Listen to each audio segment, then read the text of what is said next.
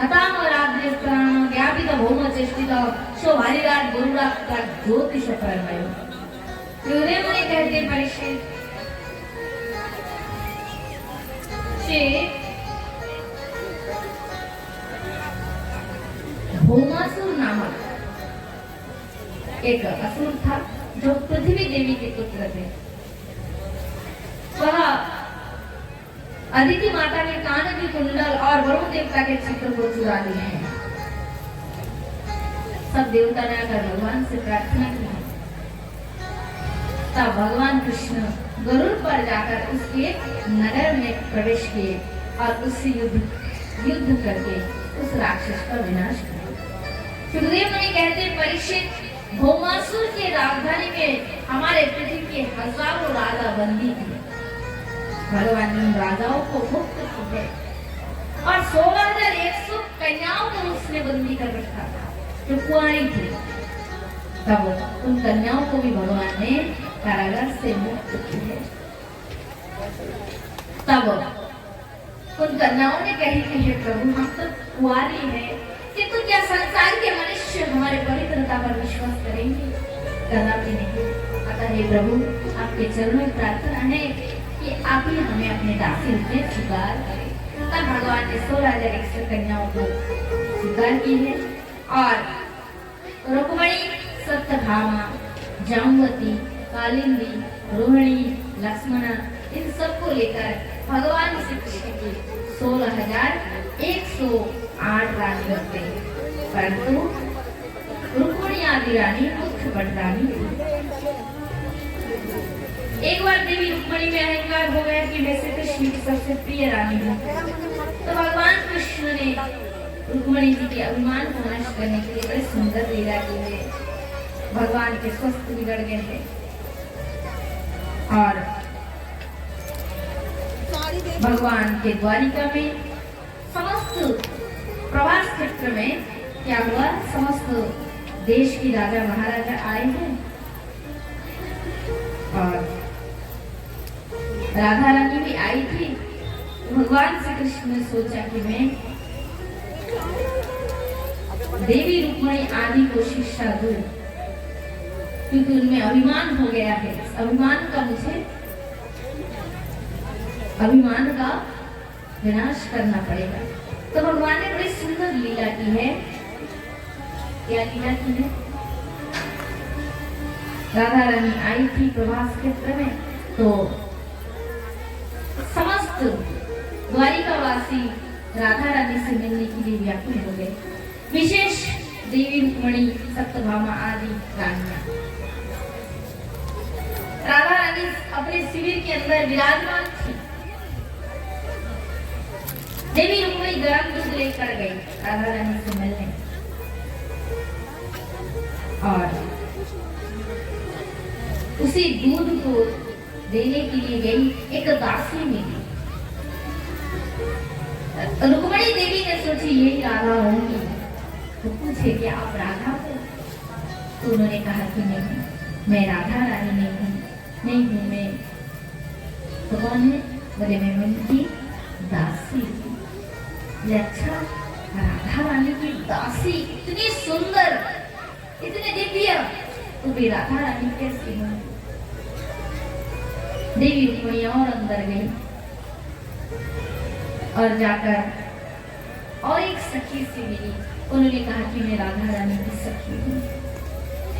तो रुक्मिणी जी ने कहा हम राधा रानी से मिलना चाहते हैं और अंदर गए तो देखा राधा रानी पलंग पर विराजमान थी। स्वर्ण पलंग में श्याम रंग की वस्त्र पहनी हुई थी। अंग से दिव्य कांति निकल रहे थे। आंखों में करुणा वर्षण हो रही थी राधा रानी की। कण कण में अंग में कृष्ण प्रेम प्रवाहित हो रही थी राधा रानी की। रुक्मिणी देवी दूध लिया राधा रानी को दिए। राधा रानी ने सोचा भी नहीं कि कृष्ण मेरे लिए इतनी भेजे हैं दूध पान करने के लिए, मेरे लिए प्रसाद स्वरूप दूध भेजे हैं, वो पी गए हैं। राधा रानी ये भी नहीं सोची गर्म दूध है, पीना नहीं है, बाद में पीना। सारे दूध को पी लिए। कुछ देर बाद देवी रुक्मिणी फिर भगवान कृष्ण के पास आए हैं और आकर देखे कृष्ण के सारे शरीर से ताप निकल रहे थे। तो देवी रुक्मिणी ने कही, प्रभु ये क्या है, आपके शरीर इतना गर्म क्यों हो रहा है? तो देवी रुक्मिणी की ये बात सुनकर भगवान कृष्ण ने कहा, देवी तुमने मेरी राधा को गर्म दूध दिए है और राधा ने इस गर्म दूध का पान किया। तुम जानते नहीं हो कि मेरे राधा के हृदय में केवल प्रेम ही प्रेम है, भाव ही भाव, हर वस्तु को भाव के द्वारा ही ग्रहण करते हैं, भाव से जुड़कर ही ग्रहण करते हैं। तुमने जाकर कहीं भी कृष्ण ने भेजा तो सोची भी नहीं, गर्म दूध को पान कर गए और राधा के हृदय में तो मैं वास करता हूँ, इसलिए उस गर्म दूध से मेरे शरीर से ताप निकल रहा है। सुनकर रुक्मिणी देवी के नेत्र से अश्रु बहने लगे, इतना प्रेम आपका। हे भगवान कृष्ण से तब देवी रुक्मिणी प्रार्थना करते, प्रभु ऐसे कृपा करे कि उस राधा रानी के चरण धूल हमें प्राप्त हो जाए।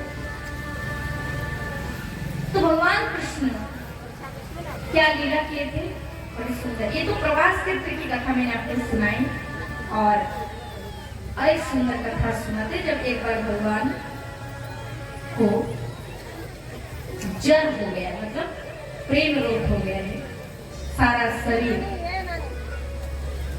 जो है भगवान का सारे शरीर में दर्द पीड़ा हो गई है। तो भगवान का लट पे विराजमान है, रानियां सब विविध प्रकार से कोशिश कर रही कि कैसे प्रभु ठीक हो जाए। बड़े बड़े वैद्य आए, उपचार कर रहे, पर किसी प्रकार भगवान ठीक नहीं हो रहे।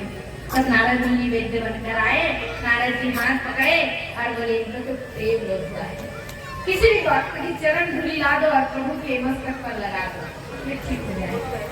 ये लीला करके एक लीला है। तब नारद मुनि आए हैं फिर अपने असली रूप में। तो रानियों ने बोली, आप जाओ किसी भक्त की चरण धूलि लेकर आओ।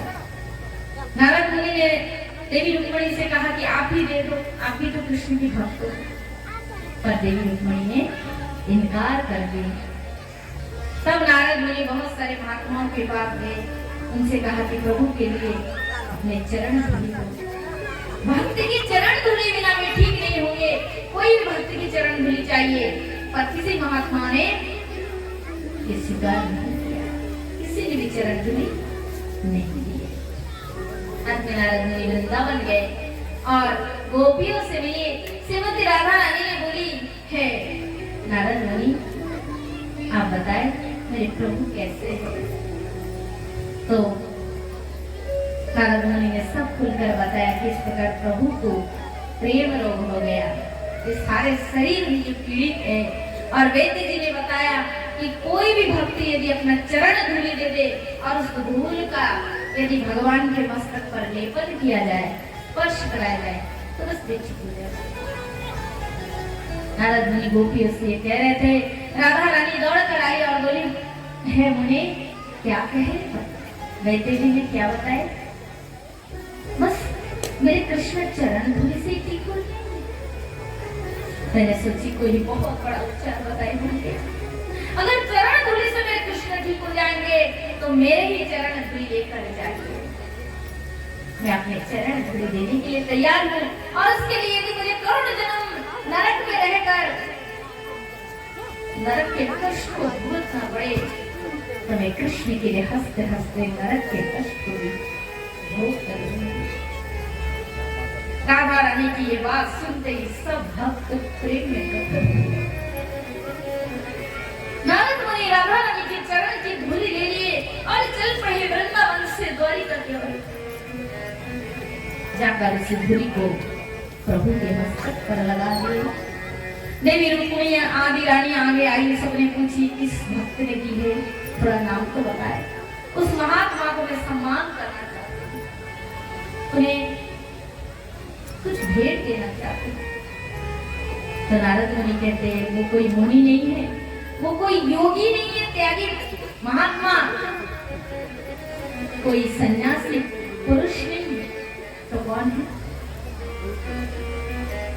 तो नारद जी कहते, सुनना चाहते हो आप उनके नाम? देवी तो सुनिए, उनका नाम है राधा। वृंदावन के राधा रानी। उन्होंने अपने चरण धूलि देते समय कही कि हे नारद मुनि, मेरे चरण धूलि को ले जाए और प्रभु के मस्तक पर लगा दे। और मेरे चरण धूलि देने से अगर मुझे नरक में जाना पड़े, उस पाप से मुझे नरक की कष्ट भुगतना पड़े, तो कृष्ण के लिए हंसते हंसते मैं पूरी राधा रानी की प्रेम की इतनी ऊंची अवस्था को सुनकर देवी रुक्मिणी के आंखों में आंसू आ गए और उन्होंने सोची, अरे मैं वृथा अभिमान करती हूँ कि मैं प्रभु के सबसे बड़ा भक्त हूँ, परंतु जो भगवान के सर्वश्रेष्ठ भक्त है वो तो अपने मुंह से कभी कहती भी नहीं कि मैं कृष्ण की परम भक्त हूँ, कहते भी नहीं।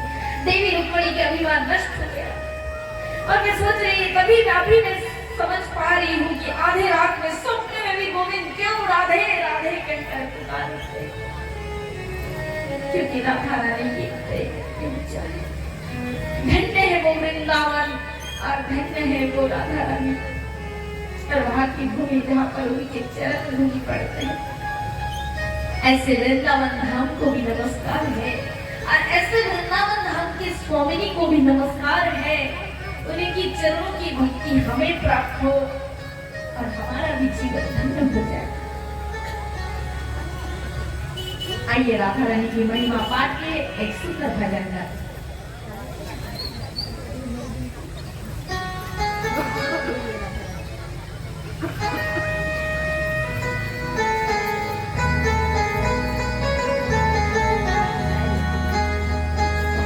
मेरी विनती यही है राधा रानी, कृपा बरसाए रखना है,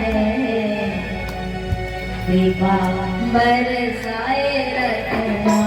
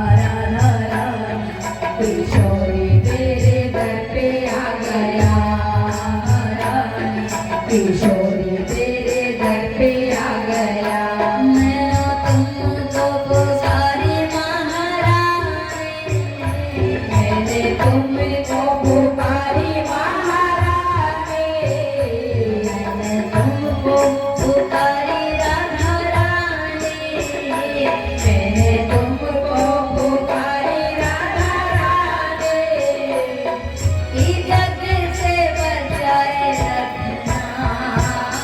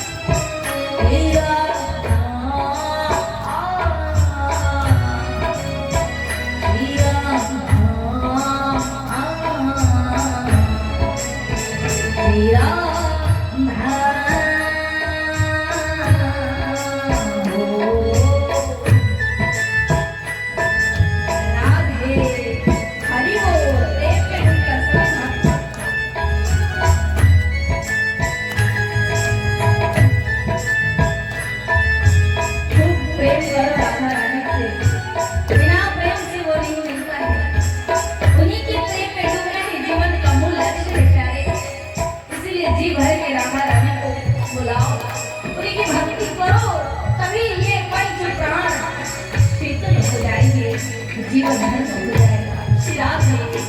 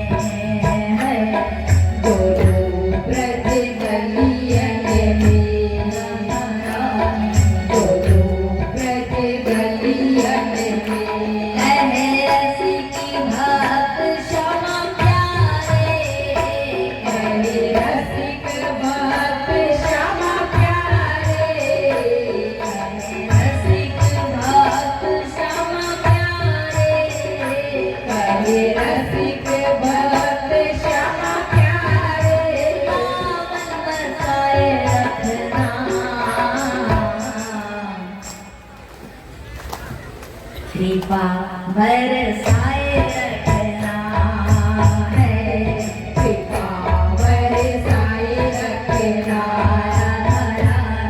कृपा बरसाए रखना।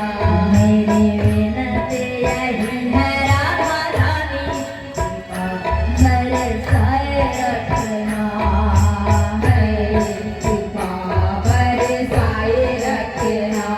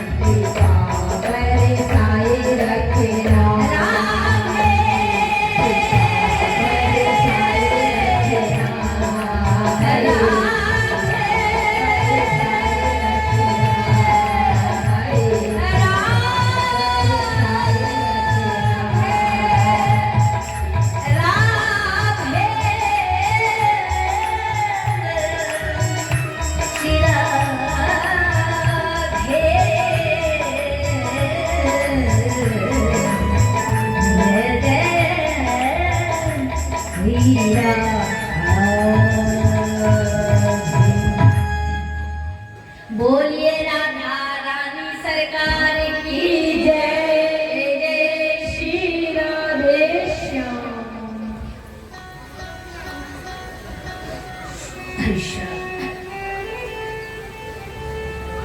सुखदेव मुनि कथा प्रसंग में डूब गए थे। परीक्षित जी ने प्रश्न किया है, गुरुदेव आप ऐसे कोई भगवान के प्रेमी भक्त की कथा सुनाइए जिसे सुनकर हमारा हृदय प्रेम भरे। तो श्री सुखदेव मुनि कहते, कृष्णस्य आशीष सखा कश्चित ब्राह्मण ब्रह्मवित्तम रक्तेन्द्रियार्थेषु संतत्परिते। सुखदेव मुनि कहते हैं, परीक्षित भगवान के एक सखा थे जो ब्राह्मण भी थे और ब्रह्म ज्ञानी भी थे। कौन थे? श्री सुदामा जी महाराज। यगुच्चये पवत्रेण वर्तमान दृश्यमि तस्वार्या कुजे लेशकुत खमाम जतथा विधाम। सुखदेव मुनि कहते, परीक्षित सुदामा जी महाराज संयमी पुरुष थे, जितेंद्रिय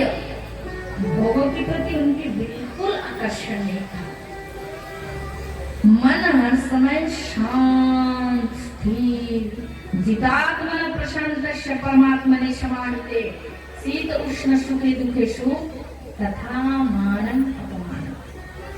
शांत मन जिनका रहता है, किन लोगों का मन शांत रहता है? जो ज्ञानी हो, विद्वान हो, जो वास्तविक ज्ञानी है, जो सुख दुख हानि लाभ जय पराजय समस्त द्वंद्व को जिसने जीत लिया, समशत्रुचो मित्रुचो तथा मान अपमानम शीत उष्ण सुखे दुखे सुख। समशंकर ठंडी गर्मी हानि लाभ सुख दुख जिसने जीत लिया है, सुख में सुखी नहीं है, आह्लादित नहीं, दुख में टूटता नहीं। हम लोग क्या दुख में जीवन में टूटे रहते नहीं, सुख आता है तो दुख को भूल भी जाते हैं और फिर सुख में डूब जाते हैं। उस दुख का कोई अस्तित्व हमारे जीवन में नहीं रहता है। किंतु जो ज्ञानी रहे होंगे, पंडित वास्तविक जो ज्ञानी होगा, वो सुख में ज्यादा आह्लादित मतलब सुख में ज्यादा फूलते नहीं है, सुख का ज्यादा मौज लेते नहीं है, क्योंकि वो जानते सुख में जितना ज्यादा सुख लेंगे दुख उतना ज्यादा ही भारी अनुभव होगा। इसलिए जिनका सुख नहीं उनका दुख भी नहीं, हर समय ब्रह्मानंद में डूबे रहते हैं। तो संतुष्ट शतगम योगी जदात्मंदिर निश्चय, हर परिस्थिति में सुदामा जी संतुष्ट रहते थे और जदात्मन प्रशांत सागर की तरह अचल अटल होकर धर्म के पथ में स्थित थे। सुदामा जी ये मान लिए थे कि मेरे जीवन में जो दुख है, जो कष्ट है, ये मेरे पूर्व कर्म का फल है, इसमें किसी का दोष नहीं। हम लोग तो देखे होंगे, आप लोग देखते होंगे, जीवन में कई लोग ऐसे होते हैं कि ज्यादातर होते हैं, दुख आ जाए तो भगवान को दोष देते हैं, भगवान तुमने ऐसा क्यों किया, भगवान तुम ऐसे क्यों किए, तुम्हारे दो आंखें तुमने देखे नहीं। किंतु गीता में भगवान गोविंद कहते हैं, अवश्यमेव भुक्तव्यं कृतं कर्म सुनाशनम् नश्यत कर्मा जन्म कोटि सतैरपि। मनुष्य जो संसार में सुख दुख भोगे उसके कर्म का फल है, और यदि गोविंद से जुड़ जाया जाए, निवेदन भगवान के चरणों में हो जाओगे ना, तो सुख का भी फल नहीं, दुख का भी फल नहीं, सब भगवान के हाथ पे चला जाएगा। इसलिए आपको निवेदन करना चाहिए। एक चोर की कथा याद आती है, बड़ी सुंदर कथा, सुनाए? सुनाते हैं? एक चोर, भोला भाला चोर था, सुबह सुबह चोरी करने के लिए निकल गया। अब चोर जो है सोच रहा है, पता नहीं आज हमारा धंधा होगा कि नहीं है? चोर का काम क्या है? चोरी करना है? पता नहीं आज कुछ मिलेगा भी या नहीं।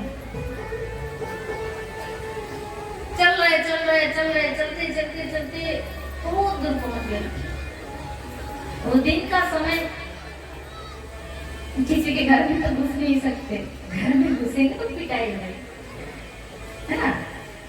क्या करें, टीवी चल रहा है, चलते चलते उसने एक मंदिर देखा, कहीं घूम रहे, कहीं तो कुछ नहीं मिल रहा है, चल इस मंदिर में जाते देखते इसमें कुछ मिल जाएगा तो हो जाएगा। आज का लोग काम हो जाएगा। तो मंदिर में घुसे, शिव जी का मंदिर था और शंकर भगवान के मंदिर में क्या मिलेगा? अब देखेंगे देवी माँ की मंदिर होगी तो कई लोग माता जी को चुनरी चढ़ाते, टीका चढ़ाते, कुछ ना कुछ तो रहते माता के पास भूषण आभूषण। अभी तो बाबा के मंदिर है, यहाँ पे तो शिवलिंग भी स्थित है, बहुत क्या मिलेगा? बेलपत्ता चढ़ा हुआ था, फूल चढ़े थे, वही पड़ा है। चोर ने देखा कुछ भी नहीं, क्या ले? चोर ने देखा कुछ भी नहीं है। शिवलिंग जी तो सुंदर ठीक है। चोर सोचे कुछ भी नहीं है, क्या ले? सोचते सोचते अकस्मात चोर की दृष्टि ऊपर की ओर गई और उसने देखा कि बहुत बड़ा सा घंटा बना हुआ है। उसने सोचा कुछ तो नहीं मिलना, चलो इसी को ले लेते हैं। पर घंटा इतने ऊपर बना हुआ था, उसका हाथ ही नहीं पहुंचता है।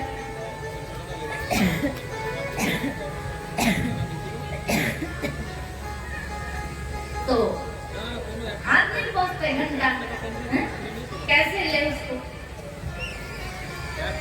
कुछ ऐसा वस्तु चाहिए था जिस पे चढ़ के वो घंटा को ले। अब कुछ तो था नहीं, क्योंकि वो मंदिर नगर के एकदम बाहर था। तो शिवलिंग जी जो थे उसके ऊपर चढ़ गए और उसके ऊपर चढ़कर वो घंटा वो लेने लगा। जैसे ही लेने लगा तो तीरथ शंकर भगवान प्रकट हो गए, त्रिशूलधारी भोलेनाथ प्रकट हो गए और बोले, बस तुम्हारे भक्ति से मैं प्रसन्न हूँ, तो मुझसे बैर मांगो। चोर देख रहे ये क्या? वो तो वही घंटा ले नहीं पा रहा करके खड़े हैं भोलेनाथ की ओर। ये क्या है? ये कौन आ गए हैं? ये तो भगवान है, कैसे आ गए हैं और क्यों आए हैं? और मुझसे कुछ कह भी रहे हैं। करके खड़े। इतने में मंदिर के पुजारी भी पहुंच गए। सुबह का उनका डेली का रूटीन है, डेली का नियम है, फूल पत्ता जल आदि लेके पुजारी जी प्रत्येक दिन आते हैं, बाबा की पूजा करके चले जाते हैं। पुजारी जी आए और उन्होंने आकर देखा चोर तो एकदम बाबा पे चढ़ गए और उल्टा चोरी कर रहे, और इधर बोले बाबा शंकर भगवान आ गए और कह रहे मांगो वर। सुनकर पुजारी जी दुखी हुए। पुजारी जी कहते हैं प्रभु भगवान कैसे, ये आपकी कैसे लीला? ये कैसे लीला? प्रभु ये आपके अनिष्ट चाले, आपके मंदिर के घंटा चोरी करने आया चोर है, चोर आपका कोई भक्त नहीं है। और ऊपर सिर पर मोहन जिस आपके चिन्ह स्वरूप जो है शिवलिंग, उसको हम लोग प्रणाम करते भक्ति करते, उस पे उसने चढ़ गया, आपके ऊपर पैर रख दिए और इसे दंड करने की बजाय आप उसे कह रहे कि वर मांगो। तो भगवान शंकर हंस पड़े। भोलेनाथ ने कहा पुजारी जी क्या बताए? बोले क्या बताना प्रभु, क्या बताना? मैं प्रत्येक दिन सुबह 5 बजे उठता हूँ, नहा धो के अपने मंदिर में आता हूँ, फूल पत्ता जल लेकर आता हूँ, आपको चढ़ाता हूँ, अपनी पूजा करता हूँ, अगरबत्ती लेता हूँ, आपने मुझसे कभी नहीं कहा। और ये चोर ये चोरी कर रहा है, वो भी आपके ऊपर चढ़ के, और आप इसे कहते वर्मा को। तो भगवान शंकर फिर हंस पड़े। हंसते वो कह रहे हैं पुजारी जी यही तो विडंबना है, यही तो विडंबना है कि सालों साल आप मुझ पे जल पत्ता फूल दूध ये सभी चढ़ाए और चढ़ाते गए और चढ़ा रहे हैं, परंतु स्वयं को कभी चढ़ाए नहीं। बोला राधे, जोर से बोलना पड़ेगा।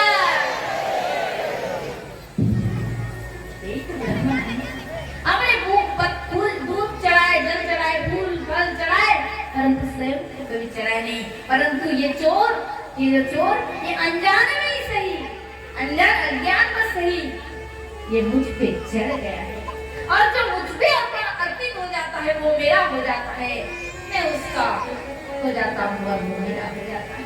इसलिए इसकी भक्ति से खुश होकर मैं भोला नाम है मेरा, भोला अति भोला हूँ, मैं जिस पर खुश हो जाता हूँ उसे भर देने आ जाता हूँ। सो आ गया। अब तो महाराज ये सुनकर चोर का मन पिघल गया। अब तो चोर खूब रोने लगे।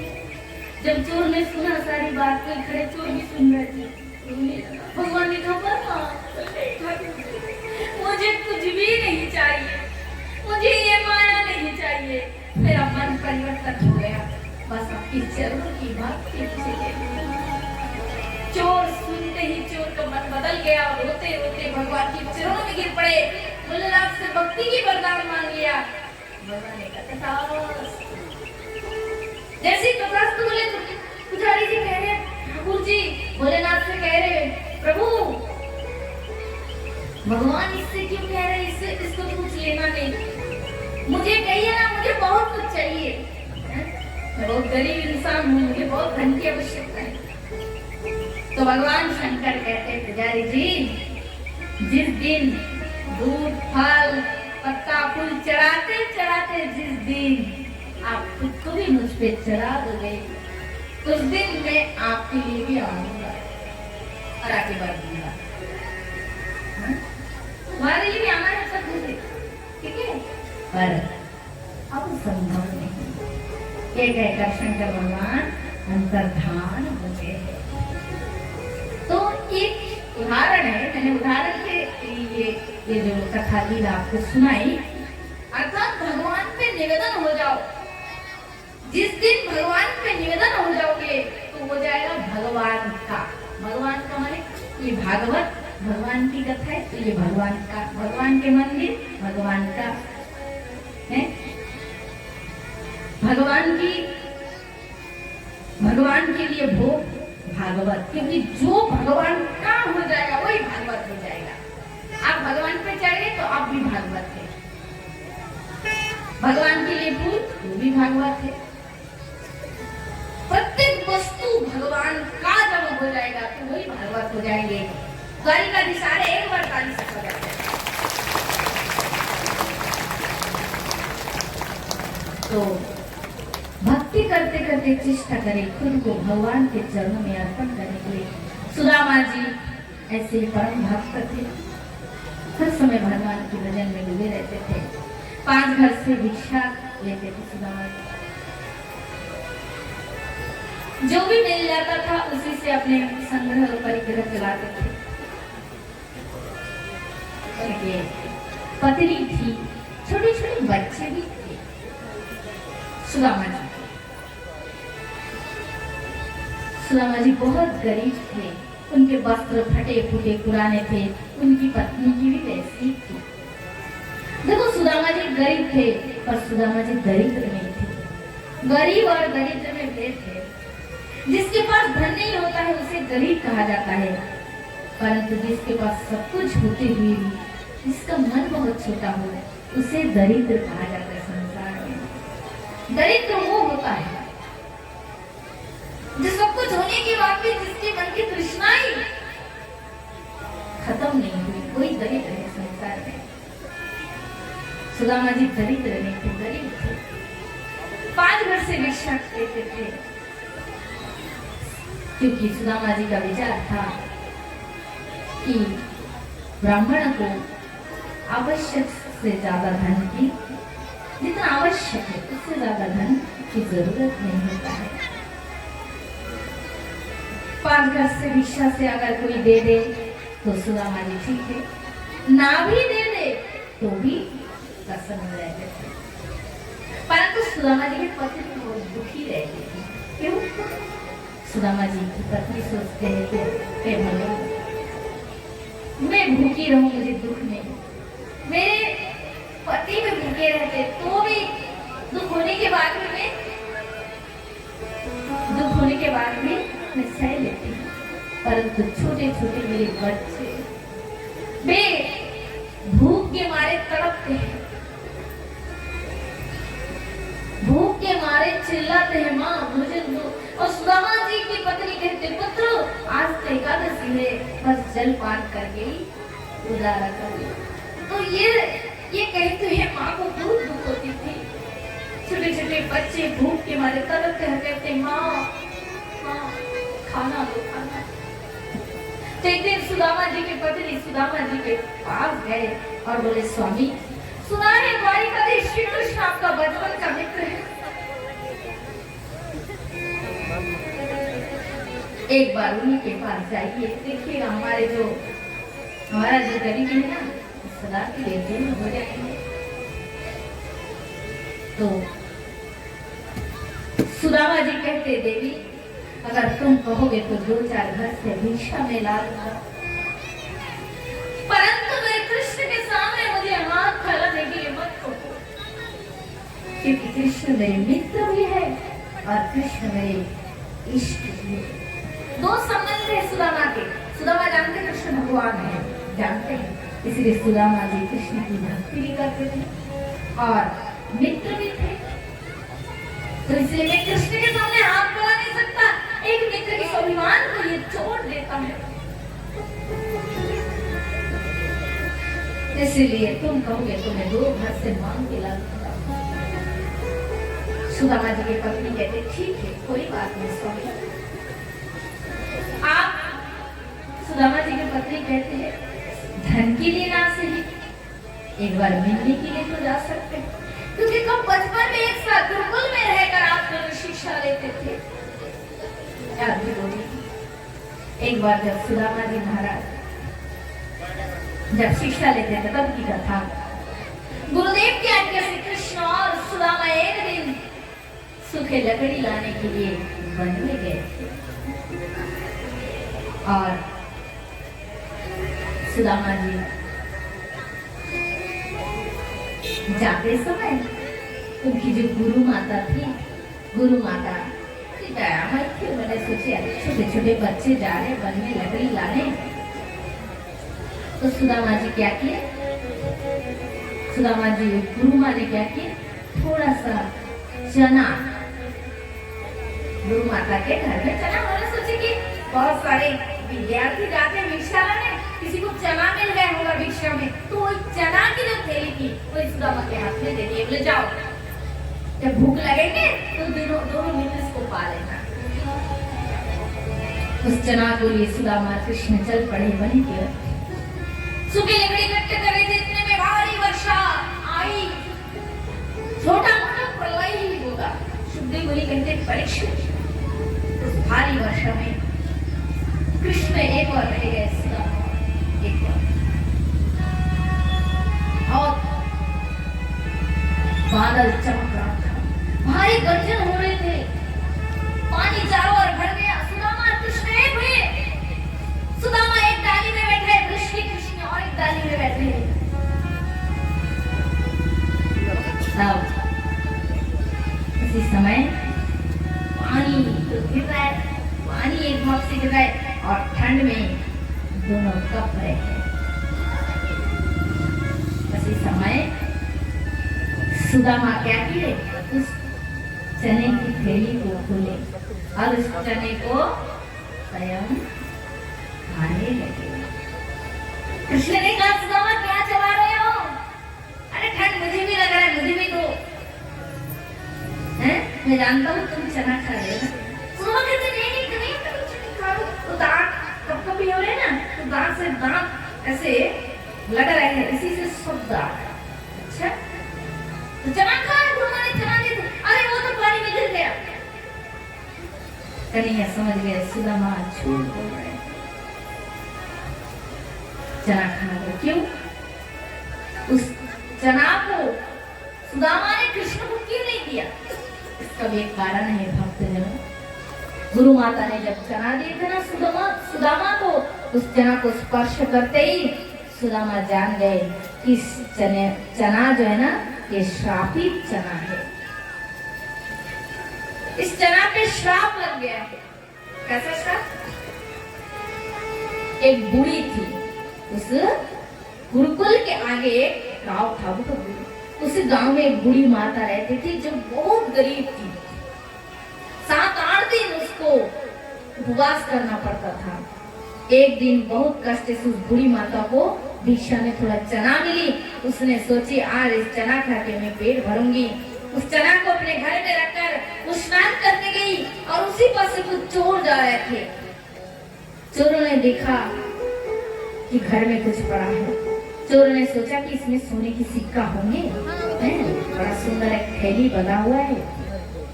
चोरों ने उसको उठा लिया और उठा के पास से चल पड़ा। अब कुछ दूर जैसे चोर सब सारे चोर गए, अब उस थैली को खुले तो देखा तो उसमें कोई सिक्का वगैरह कुछ नहीं, कुछ चना पड़ा है। तो वही गुरुकुल से उधर ही एक रास्ता से जा रहे थे, तो वो गुरु माँ की कुटिया की ओर उसको डाल दिए। और गुरु माँ ने क्या सोची, बहुत सारे विद्यार्थी प्रत्येक दिन भिक्षा के लिए जाते हैं और गुरुकुल का नियम है जो भी भिक्षा लाओगे गुरु को पहले अर्पण करना है, खाना नहीं है।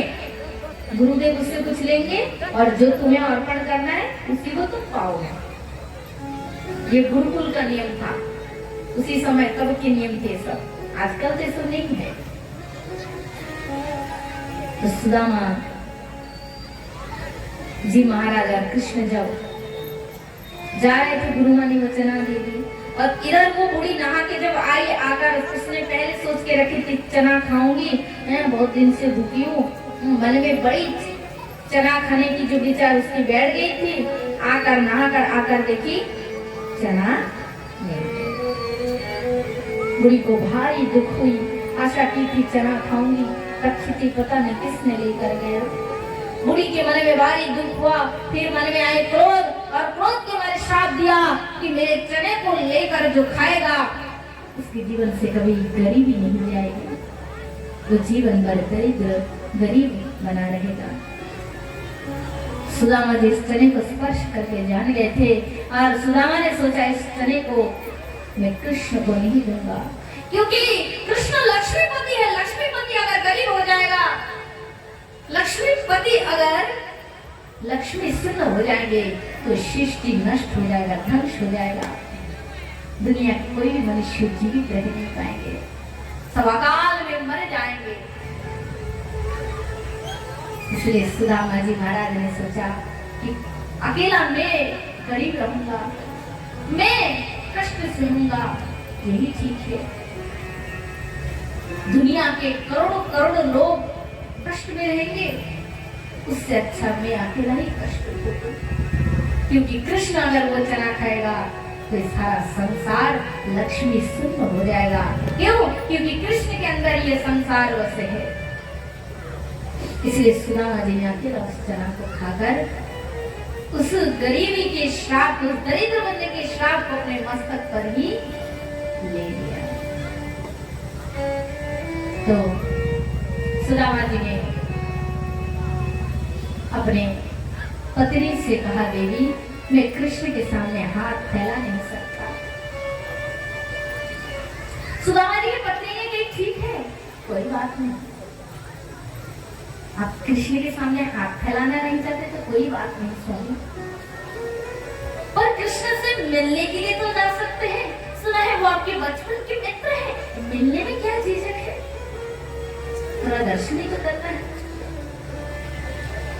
तब सुदामा जी ने विचार किया, बात तो सही है, जीवन की क्या ठिकाना, कब शरीर रहे अथवा ना रहे, प्राण रहे अथवा ना रहे,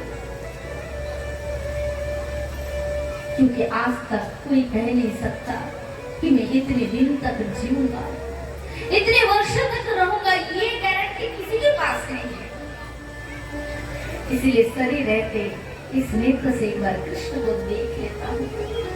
सुदामा जी भावविभोर हो गए और अपनी पत्नी से बोले, देवी तुमने बड़े सुंदर युक्ति दिया है, तो एक काम करो, घर में अगर कुछ देने की वस्तु हो तो जल्दी लेकर आओ, मैं अपने बचपन के मित्र कृष्ण से मिलने जाना चाहता हूँ।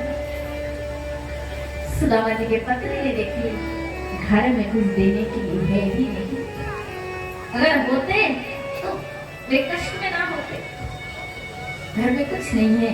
तो पास के पड़ोसी के पास गई और पास के पड़ोसी एक स्त्री थी, उससे 2 मुट्ठे जो चिवड़े होते हैं ना, चिवड़े उधार में मांग के लाई और उससे बोली, बहन मेरे पति विदेश जा रहे, वे जब आवेंगे ना तो तुम्हारी उधारी चुका देंगे। उस चिवड़े को मांग कर लाई और देंगी, पर जिस महीने के घर में कोई पात्र भी नहीं है। अपने साड़ी के पल्लू को फाड़ और उस चिवड़े को बांध कर थैली बनाकर सुदामा जी के हाथ में दे और उनसे कहे, स्वामी अपने मित्र द्वारिकाधीश से कहना इससे ज्यादा भला उन्हें क्या दे सकते हैं? हमारी क्या सामर्थ्य है? इस चिड़ों को देना अपने मित्र से, गोविंद को देना और कहना यही हमारे लिए बहुत है, इससे ज्यादा भला उन्हें क्या दे सकते हैं? आहा, सुदामा जी की पत्नी इतने भाव में डूब गई, उस चिड़ी की थैली को अपने पति के हाथ में दी। और सुदामा जी एकदम दुबले पतले थे। भागवत में लिखा है कि सुदामा जी एकदम दुबले पतले थे, इतने दुबले उनके सारे शरीर की हड्डी दिखते थे, क्योंकि प्राय दिन उनको उपवास करना पड़ता था। सुदामा जी अपनी पत्नी से विदा लेकर चल पड़े द्वारिका नगर की ओर। न उनके शरीर पे एक अच्छा वस्त्र है, न चरण में पहनने के लिए पादुकाएं हैं, न सिर को ढकने के लिए पगड़ी है, बस एक लाठी के सहारे और एक छोटा सा कच्छा पहने सुदामा जी और उस हाथ में लाठी चल पड़े द्वारिका की ओर। चलते जाते पत्थर कांटे चूक कर जब से रक्त की धारा बहते हैं और सुदामा जी बार व्याकुल होकर कहते, कन्हैया, हे कृष्ण, तुम्हारा द्वारिका नगर कितना दूर है प्रभु, कितना दूर है। मेरे ये दो पाटल चल के वहां तक पहुंच नहीं पा रहे हैं। मेरे भाग्य में तुम्हारा दर्शन होगा भी क्या देखो। सुदामा जी पथ देखते हैं, चलते हैं, फिर थक जाते हैं, फिर बैठ जाते हैं, फिर चलते हैं और द्वारिका में भगवान श्री कृष्ण दिव्य दृष्टि से वो देख रहे, सारी लीलाएं देख रहे, पर कृष्ण व्याकुल हो जाते। एक बार भगवान बैठते हैं, एक बार उठते हैं, एक बार भगवान चलते हैं, फिर बैठ जाते हैं। जैसे भक्त भगवान के लिए व्याकुल हो गए। भगवान भी शांत में नहीं है, शांति भाव से भगवान भी नहीं है, शांत भाव से विराजमान नहीं है भगवान भी व्याकुल हो गए अपने आप। यही तो प्रेम है, भक्त और भगवान दोनों दोनों के लिए व्याकुल है। आइए, सुदामा जी लंबा रास्ता चल रहे हैं और क्या कह रहे,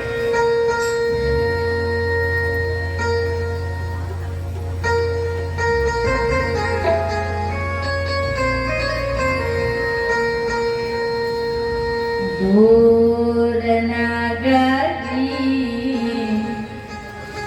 बड़े दूर नगरे, दूर नगरी बड़े दूर नगरे, दूर नगरे बड़े दूर नगरे, दूर नगरी बड़े दूर नगरी। कैसे आऊं मैं कन्हाए, कैसे आऊं मैं कन्हाए, कैसे आऊं मैं कन्हाए, कैसे आऊं मैं कन्हाए, रे द्वारिका नगरी बड़े दूर नगरी, दूर नगरी बड़े दूर नगरी, दूर नगरी बड़े दूर नगरी। सुना है मोहन, सुना है मोहन, सुना है मोहन, सुना है मोहन, तुम दीनों के दाता मिलने चले हैं। मिलने चले हैं दीन सुदामा, मिलने चले हैं दीन सुदामा, मोहन तेरे नगर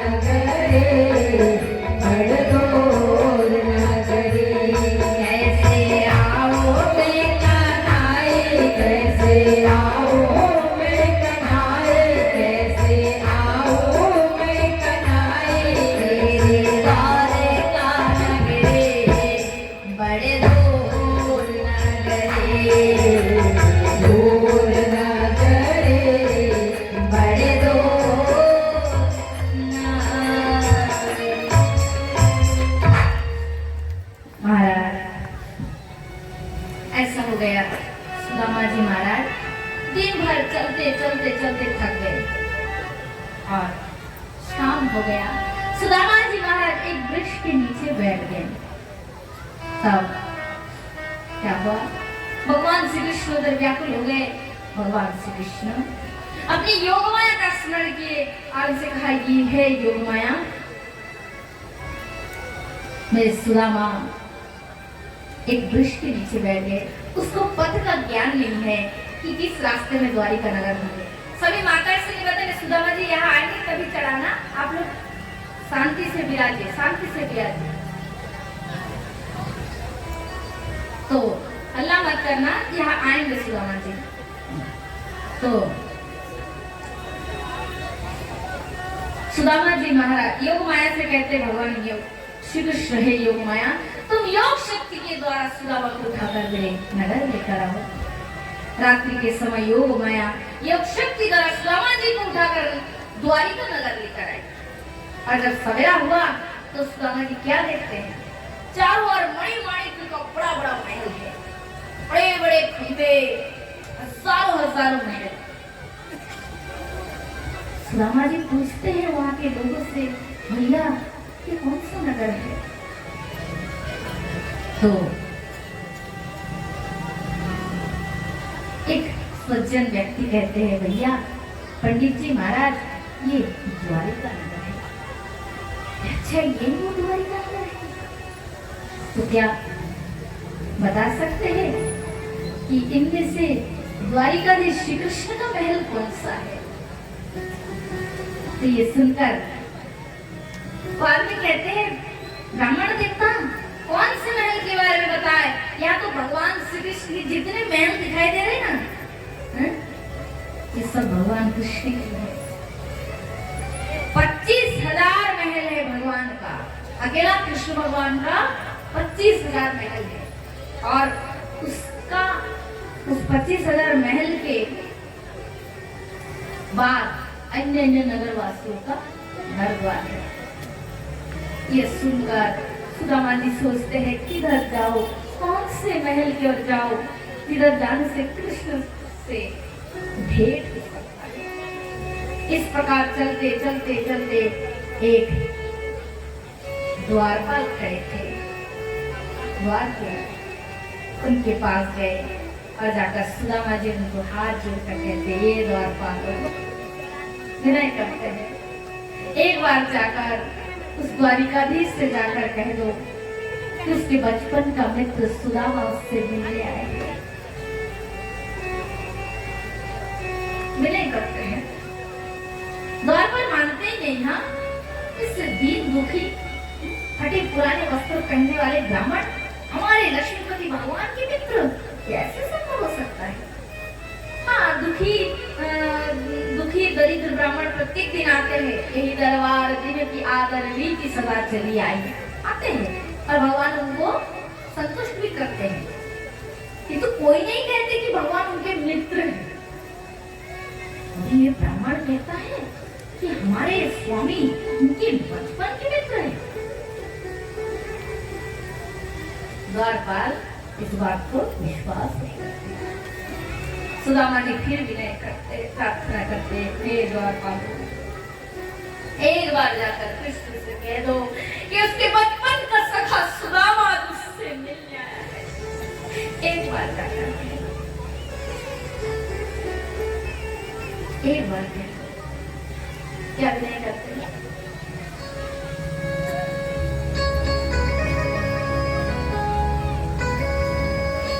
देखो देखो ये गरीबी, ये गरीबी कहाँ कृष्ण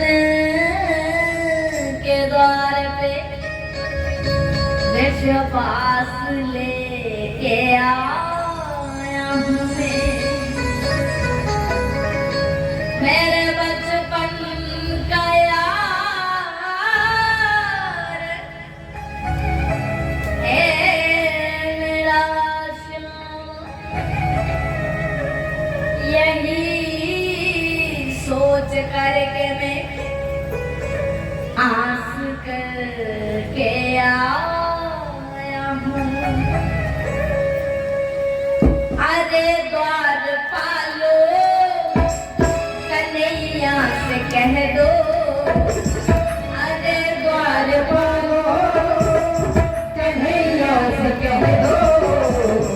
किधर के सुदामा मेरे गया है, किधर के सुदामा गरीब आ गया है।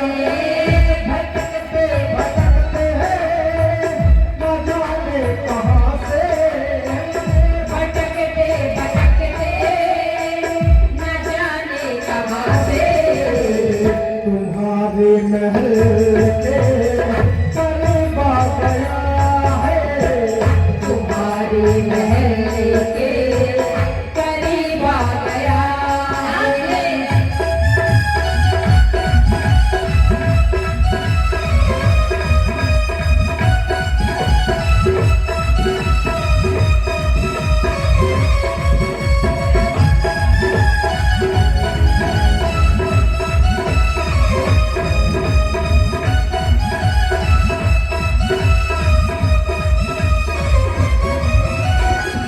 नसर पे है पगड़ी, नसर पे है जामा, बता दो कन्हैया को नाम है सुदामा। है बता दो कन्हैया को नाम है सुदामा है, बता दो कन्हैया को नाम है सुदामा।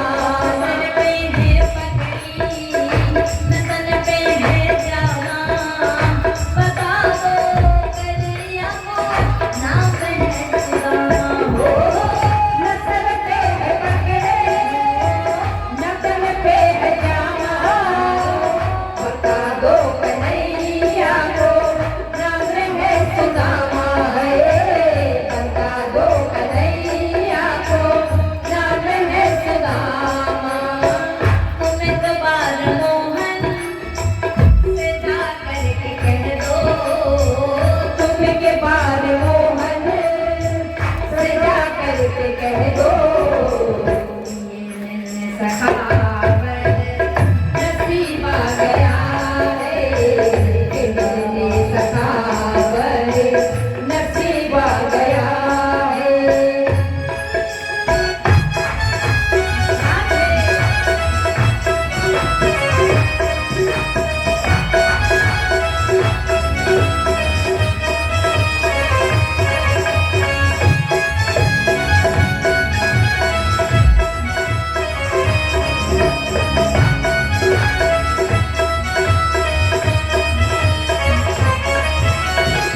सुनते ही दौड़े चले आए मोहन, लगाया गले से सुदामा को मोहन। हरे गले से सुदामा को मोहन है, लगाया गले से सुदामा को मोहन। सुनते ही दौड़े चले आए मोहन, लगाया गले से सुदामा को मोहन। सुनते ही दौड़े चले आए मोहन, लगाया गले से सुदामा को मोहन है, लगाया गले से सुदामा को मोहन। हुआ रुक्मणी को बहुत ही अचंभा, हुआ रुक्मणी को बहुत ही अचंभा। ये मेहमान कैसा अजीब आ गया है, ये मेहमान कैसा अजीब आ गया है।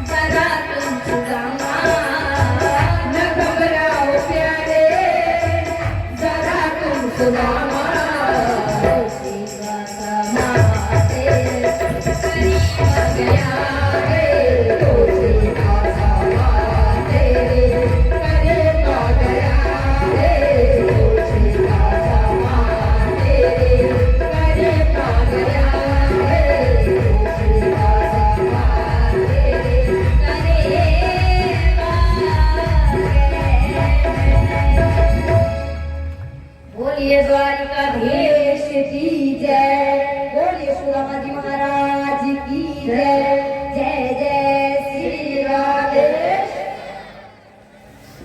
सच बताओ, इतने जगह कथा की है और सुदामा बनते हैं, पर आज पहली बार कथा में बालक सुदामा बने और इतने हृदय में भाव, जो बच्चे का मन सबसे ज्यादा पवित्र होता है संसार में, क्योंकि उनमें उनके मन में कोई संसार नहीं बैठ पाता, कोई मेला नहीं होता। और मेरी लाइफ में मुझे बहुत खुशी हो रही है कि बच्चे सुदामा बने और छोटे बच्चे कृष्ण बने, और बच्चों के हृदय के भाव से भगवान सबसे ज्यादा प्रसन्न होते हैं।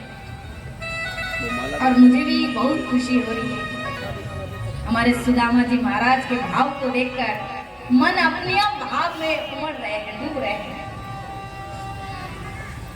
तो महाराज क्या बताए, श्री सुदामा जी महाराज जैसे विनय की है, तो एक द्वारपाल के मन में भारी दया आ गई। उन्होंने सोचा कि ओहो,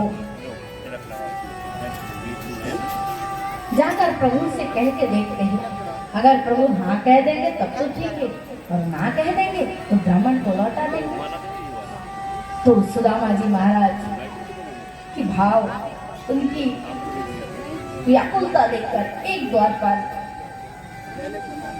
महल के अंदर और द्वारिकाधीश के पास जाकर विनय भाव से कहते, प्रभु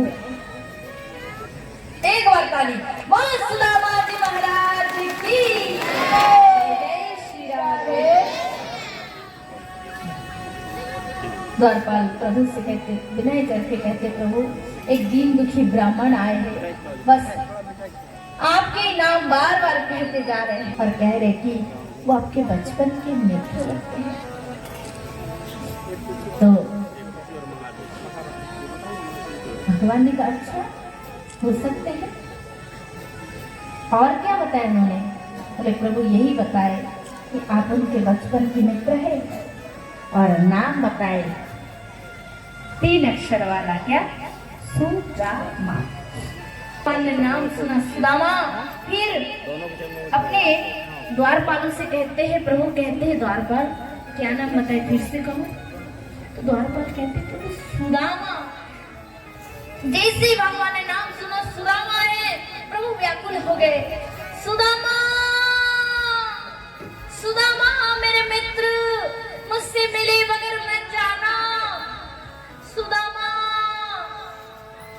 रुक जाना, सुदामा बहुत दिन बाद आए हो, कहकर प्रभु सुदामा सुदामा सुदामा कहते चल पड़े। कहा भगवान के मस्तक की मुकुट गिर गए, कहा चरणों की नुपुर गिर पड़े, कहा भगवान की बांसुरी गिर पड़े। भगवान चल पड़े द्वार की ओर, जाकर देखे सुदामा खड़े हैं लाठी लेकर, और कहते हैं कृष्ण मैंने आशा भी नहीं किया था कि तुम सच में आओगे, तुमने मुझे याद रखा कृष्ण, मैंने सोचा भी नहीं था। कृष्ण कहते सुदामा तुम्हारे जैसे मित्र को कौन भूल सकता है, तुम मेरे मित्र थे और हर दिन मेरे मित्र रहोगे। सुदामा मैं उस बात को कभी नहीं भूला था जब तुम्हारे घर में तुम बड़े प्रेम से मुझे एक तंदूर के दाना भोग लगाते थे, उसी को मैं बड़े प्रेम से पाता था। सुदामा मैं उस दिन को नहीं बोल पाता हूँ जब तुमने मुझसे मित्रता के लिए कभी भी प्रस्ताव नहीं रखे थे, क्योंकि तुम डरते थे मित्रता करने से, फिर मित्र बनाने से फिर मित्रता निभाना पड़ता है। तब कृष्ण ने कहा था सुदामा तुम्हें मित्रता निभाने की कोई आवश्यकता नहीं, मित्रता जब निभाना होगा तो कृष्ण निभाएगा, पर एक बार तुम मुझे अपना मित्र बनाओ।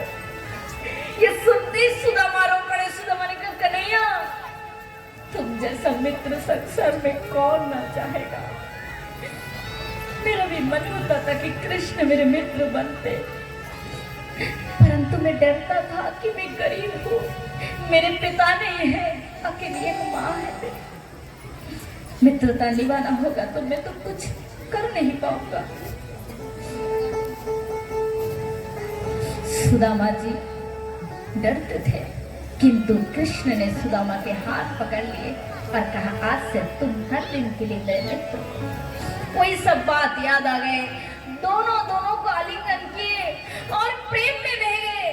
सुदामा की आंखों के अश्रु से कृष्ण का अंग में सुदामा की आंसू बह रहे हैं और अंग भीग गए हैं और कृष्ण की आंसू से सुदामा के अंग भीग गए हैं। इस प्रकार दोनों मित्र दोनों को गले लगाकर रुदन कर रहे हैं। सारा संसार सुदामा और कृष्ण की मित्रता देख रहे और जय जयकार कर रहे, जय जयकार कर रहे, वहां कर रहे और कह रहे, मित्रता हो तो ऐसी सुदामा और कृष्ण के जैसा। धन्य है जो खाली चरण से आया, उस बंधु को मनाने के लिए भी गोविंद खाली चरण से ही आए। कृष्ण सुदामा के हाथ पकड़ लिया, कहा, चलो मित्र चलो। कृष्ण सोच रहा, और मेरी सुदामा के जीवन में और दुख का दिन अब और नहीं है, अब तो उसके खत्म का समय आ गया। हाथ पकड़ लिए कृष्ण, अपने रथ में बिठा लिए और रथ में बिठाकर अपने अंतरंग महल में ले गए और उसी सिंहासन पर बिठा दिए जिस सिंहासन की ओर बड़े बड़े देवता तक नजर उठाकर देखने की साहस नहीं कर पाते। भगवान ने उसी रत्नमय सिंहासन पर सुदामा जी को बिठाए। लक्ष्मी आदि समस्त रानियां जो रुक्मिणी के स्वरूप है, ये सब सोच रही है, ये दुबले पतले निर्धन ब्राह्मण ने ऐसे कौन से पुण्य किए जिसके कारण आज हमारे प्रभु भी इनके लिए व्याकुल विचलित हो गए। सब रानियां आई, आरती के थाली लेकर सुदामा जी की आरती की, पूजा की है। चरण प्रक्षालन की वारी समय आया तो गोविंद हाथ में पात्र ले लिए और सुदामा के चरण को जब देखे तो कांटे चुगे हुए थे, उसमें रक्त बह रहे थे। पर वो देखकर गोविंद ने अपनी आंखों के अश्रु से सुदामा के चरण को धो दिए। देखी सुदामा की दीन दशा, करुणा करे करुणा निधि रोए, पानी परात हाथ न लगाए, नैनन जल सो पग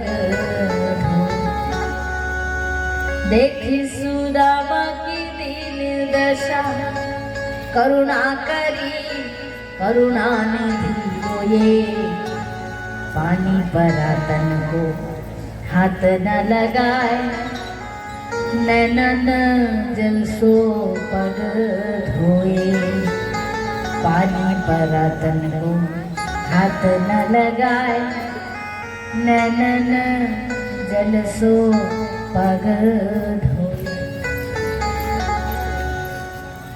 प्रभु ने आंखों के आंसू से सुदामा जी के चरण को धोए।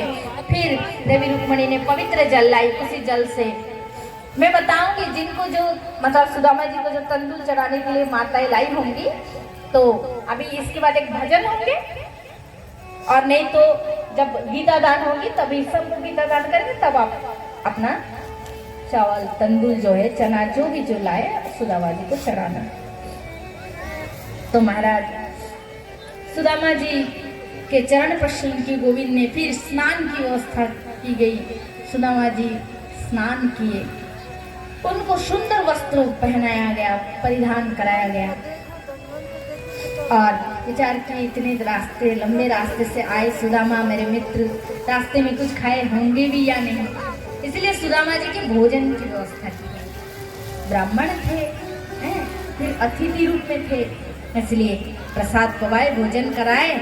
और सुदामा जी जब भोजन करना हो गया करके फिर बैठे, तब कृष्ण ने सोचा अब मित्र से जाके 2-4 बातें करना चाहिए, क्योंकि भोजन करने के बाद देखिएगा मनुष्य का मन एकदम ठंडा हो जाता है ना। कोई मनुष्य भूख में हो, उससे बातें कहेंगे ना तो उतने फुर्ती से बात नहीं कह पाते, क्योंकि वो भूखे हैं, थके हुए हैं। पर यदि मनुष्य भोजन कर ले तो वे शांत हो जाते हैं, मन स्थिर हो जाता है। प्रसाद पाना हो गया, तब कृष्ण क्या किए, सुदामा जी के पास गए और सुदामा जी के पास अगर हाथ पकड़कर सब गुरुकुल की बातें सब आपस में दोनों मित्र कहने लगे, चर्चा करने लगे।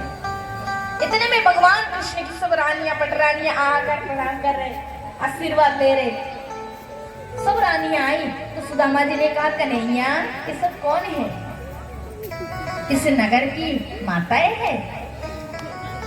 तो कृष्ण कहते नहीं, ये कोई माताएं नहीं सुदामा, ये सब तेरी भाभिया है, भाभिया।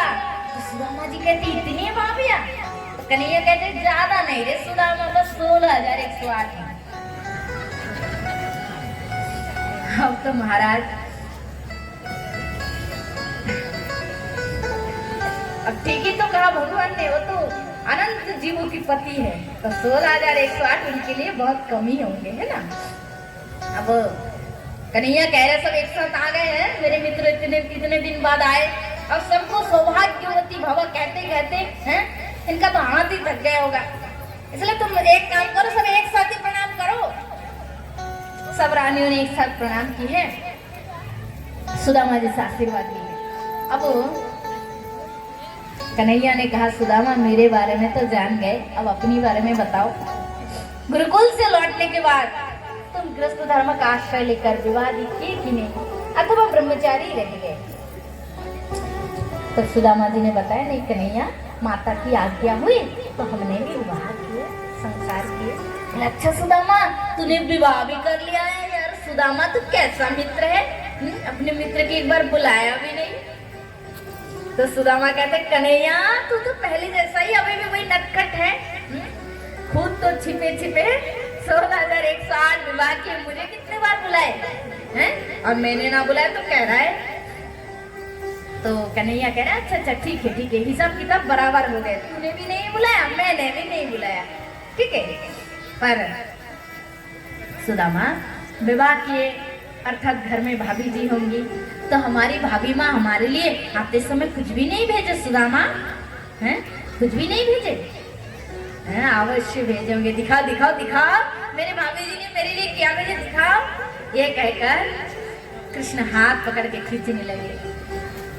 सुदामा जी को संकोच हो रहा था, वे सोच रहे थे कि लक्ष्मीपति है, कृष्ण एकमात्र लक्ष्मी के अधिपति है, उनके सामने में साधारण चिवड़ा कैसे भोग लगाओ, कैसे अर्पण करो। सुदामा जी लज्जित होकर सिर झुका दिया। तब भगवान श्री कृष्ण ने क्या किए, सुदामा जी के बगल से चिवड़े के थैले को छीन लिए है। बोलो भक्त वत्सल भगवान की जय जय जय श्री राधेश्याम। और उसे खोलकर एक मुट्ठी पा ली। एक मुट्ठी पाकर सुदामा जी को एक लोग भगवान ने दे दिया, दूसरी मुट्ठी पाए दूसरा लोग दे दिया, और तीसरी मुट्ठी जब पाने जाएंगे तो स्वयं लक्ष्मी जी आकर हाथ पकड़ ली और उन्होंने कहा, प्रभु अकेले ही सारे प्रसाद पाएंगे? अरे अर्थात लक्ष्मी जी ये कह रही इशारे से, 2 लोग सुदामा को दिया, ये उसके लिए बहुत है, अपना घर भी दे दोगे तो कहाँ रहोगे? सुदामा की तो एक पत्नी है, तुम्हारे 16,108 पत्नी है, अपना घर दे दोगे तो तुम्हारी पत्नियां कहाँ रहेंगी, रास्ते पे रहेंगे, इसलिए 2 लोग भी उसके लिए बहुत है, अपना स्थान रखो प्रभु। भगवान ने कहा, वो तो है देवी, पर प्रेम तो ऐसा ही है, उसका सब कुछ मेरा हो जाए, मेरा सब कुछ उसका हो जाए, तभी तो सच्चा मित्रता है। दुनिया कहा, वो तो ठीक है, पर आपने उनको जो दिया बहुत है प्रभु। तब भगवान ने कहा ठीक है। तब बाकी चिवड़ों को जो रुक्मणी देवी थी ना, उन्होंने रानियों में बांटकर पाए। तो सुदामा जी महाराज 5-6 दिन तक गोविंद के यहाँ रुके और फिर उनसे विदा लेकर अपने घर के प्रस्थान किए।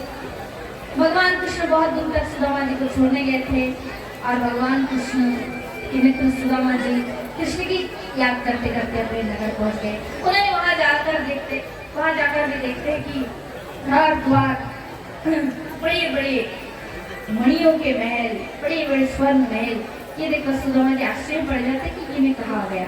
तब उनकी पत्नी आती है और सब बताती है कि आपके मित्र श्री कृष्ण की आज्ञा से विश्वकर्मा जी हमारे घर आते हैं और हमें घर द्वार महल देने के लिए कहते हैं कि यही प्रभु की आज्ञा है।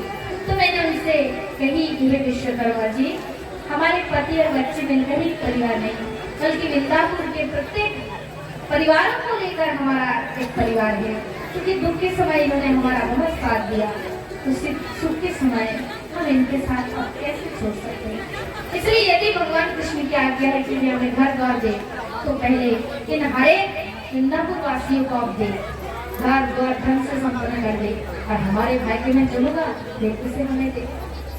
तब ये बात सुनकर विश्वकर्मा जी अति प्रसन्न होते हैं और वृंदावन के प्रत्येक वासियों को घर द्वार महल से संपन्न कर देते हैं और सुदामा जी को कृष्ण के जैसा एक बड़ा महल देते हैं और उसी महल में सुदामा जी के पत्नी बच्चे रहते हैं। सुदामा जी ने कहा अच्छी बात है, पर मुझे तो ये सब की इच्छा नहीं, मैं तो अपनी पुरानी कुटिया में रहकर भजन करूंगा।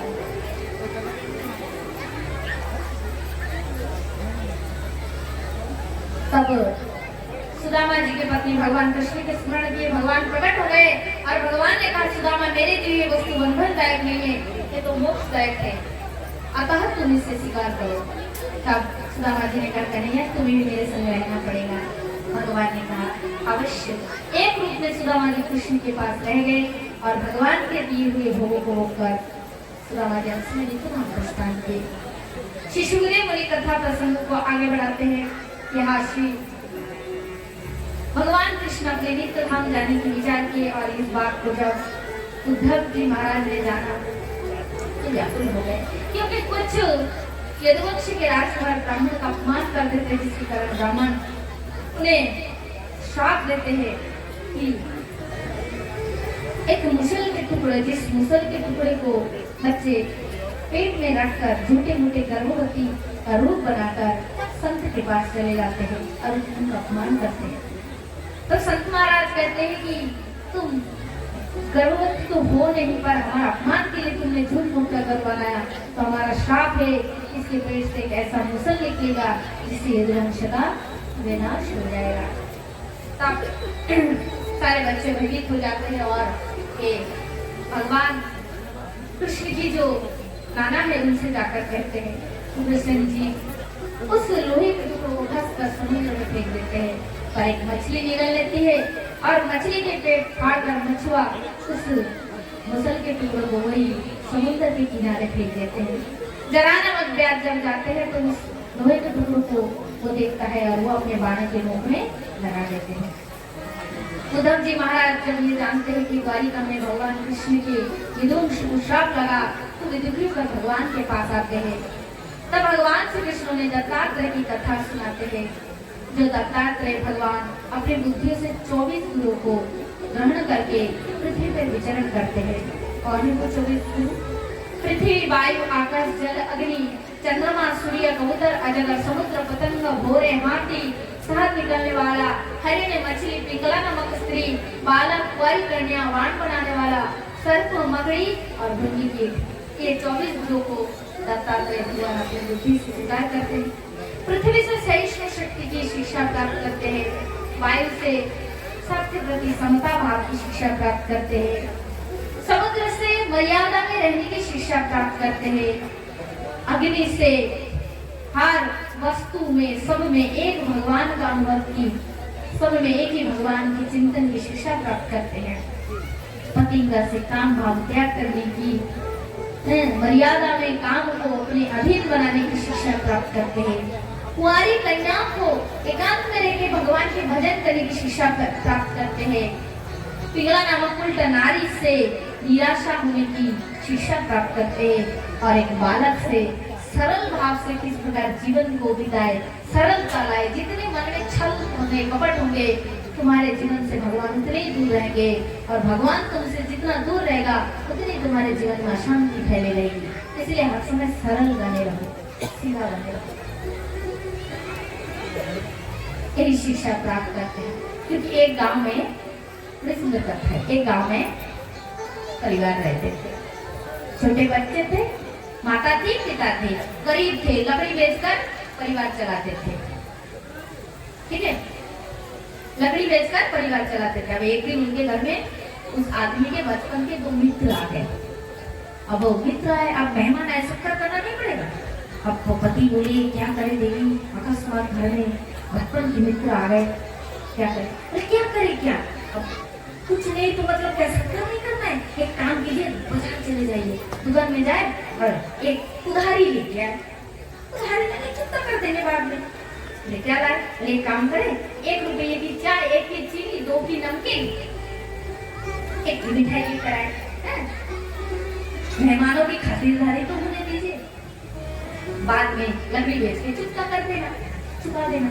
पति ने बोले वाह तुम तो बहुत बुद्धिमान हो। चले गए पति दुकान, 1 की चाय, 1 की चीनी, 2 की नमकीन और 1 की मिठाई लेकर घर आ गए, 5 की उधारी की, और बढ़िया नाश्ता पानी हो गया, मेहमानों की खूब खातिरदारी हो गए। मित्रों ने बोले वाह बचपन का मित्र है, पर इतने दिन बाद आए, क्या खातिरदारी की है? तो पति बोले क्या करे, तुमने कह दिया उधारी है, कैसे चुकाएंगे? तो पत्नी ने बोली अरे आप भी बहुत सरल सीधे, अरे आपके मित्रों की इतने दिन बाद मित्र आए, इतने दिन बाद आए और इतनी खातिरदारी हुई, क्या जाते समय कुछ नहीं देंगे? तो आओ हमारे मुन्ना के हाथ में 2 रुपया तो दे ही देंगे, कुछ ना हो 2 नहीं तो 5 रुपया ही दे देंगे। 5 रुपया अगर दे देंगे ना तो उसी पैसे से चुकता कर देना। पति बोले वाह तुम तो बड़े होशियार निकले। पूरा 5 रुपये की इधर सामान भी लाए और मित्र की खातिरदारी हो गई। मित्र खाए पिए, नाश्ता आदि किए, आनंद किए, मित्र से बातचीत किए और विदा लेकर चल भी पड़े। लो सारे मित्र चल भी पड़े। पत्नी ने बोली लो कर लो बात, ये तो चले गए, पर मुन्ना को तो 5 रुपया देना भूल गए। अब लोग गए, मित्र बहुत दूर तक चले गए, उनको भी लगा अरे इतने मेरे मित्र इतने अच्छे हैं, इतने दिन बाद गए, कितने खातिरदारी की, अरे आते समय उसके बच्चे के हाथ में कुछ रखना चाहिए था ना, कैसे भूल गए? और एक मित्र ने बोले कोई बात नहीं, ज्यादा दूर तो आए नहीं, चल लेके आते हैं, खराब लग रहा है, बुरा लग रहा है, चल कोई बात नहीं जाके आते हैं। सब मित्र वापस आ गए, आए और बोले मित्र वो तेरा जो छोटा सा लल्ला था ना, हाँ इसी से मिला था। बोले क्या? नहीं बस उससे काम था। तो उसके पिताजी ने बुलाया, ना आ जाना। लड़का छिप के देख रहा है, मेहमान फिर से आ गए, जाता ही नहीं। माने ने चलो अभी तो आए हैं, मतलब देंगे, चलो जा। बच्चा जाता ही नहीं।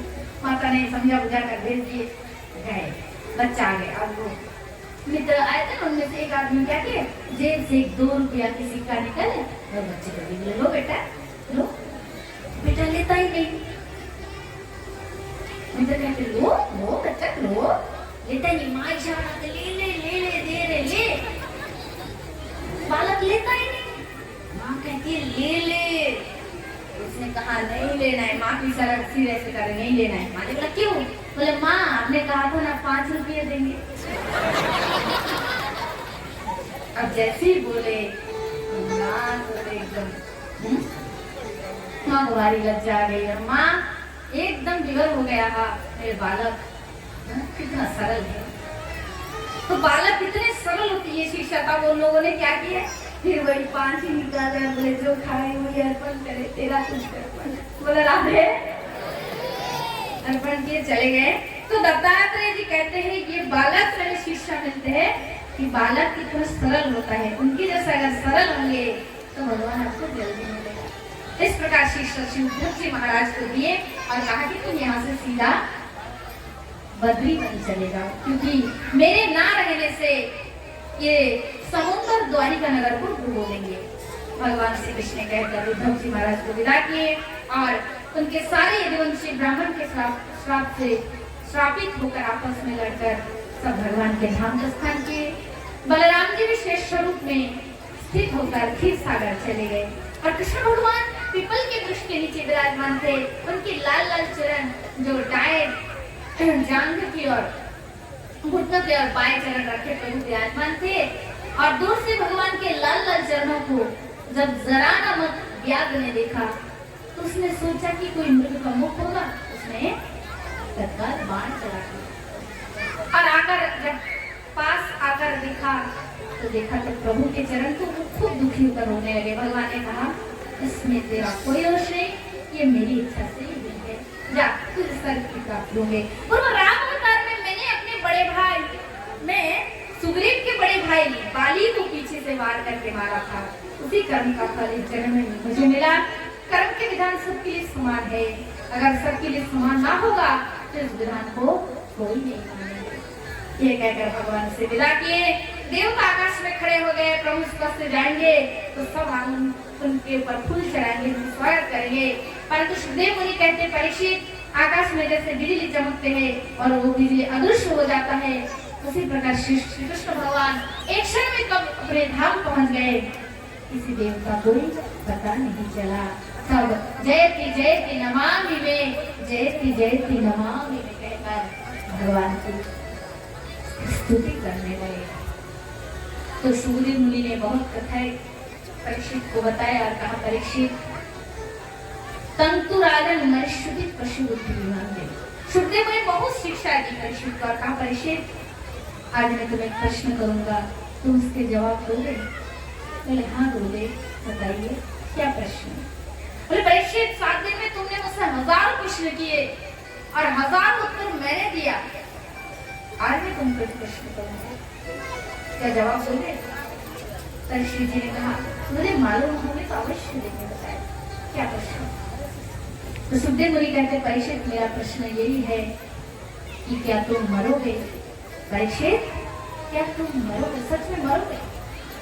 तो परीक्षित जी ने 1 सेकंड के लिए भी समय नहीं लिए और परीक्षित जी ने कहा गुरुदेव मेरा जन्म ही नहीं हुआ तो मृत्यु कैसी? जन्म मृत्यु तो केवल शरीर का है, मैं तो नित्य चिन्मय भगवान का दास हूँ, मेरा जन्म भी नहीं मृत्यु भी नहीं। सुखदेव मुनि ने कहा धन्य परीक्षित, यही मैं तुमसे चाह रहा था, तुम्हारा भागवत कथा सुनना सफल हो गया। सुनो परीक्षित, तक्षक नाग आएंगे भी और डसेंगे भी, मरेगा तेरा शरीर, तुम नहीं। और अंत में कथांत कीर्तनम नित्यम समाप्तो जागरण चरे ब्राह्मणं भजत तू दक्षिणा भी प्रचोदय। सुखदेव जी ने कहा कथांत में कीर्तन होना चाहिए और संतों को भोजन कराना चाहिए और दक्षिणा दान करना चाहिए। ये कहकर श्री सुखदेव मुनि ने अपने वाणी को विराम दिए और वहां से प्रस्थान किए। परीक्षित जी अपने आत्मस्वरूप में डूब गए थे। तक्षक नाग आए और परीक्षित जी के शरीर को डस दिए, डसते ही वो शरीर जलकर नष्ट हो गया और परीक्षित पार्षद रूप में प्रकट हो गए और प्रकट होकर भगवान के नित्य राम प्रस्थान किए। बोले सुखदेव भगवान की जय, राजर्षि परीक्षित महाराज की जय।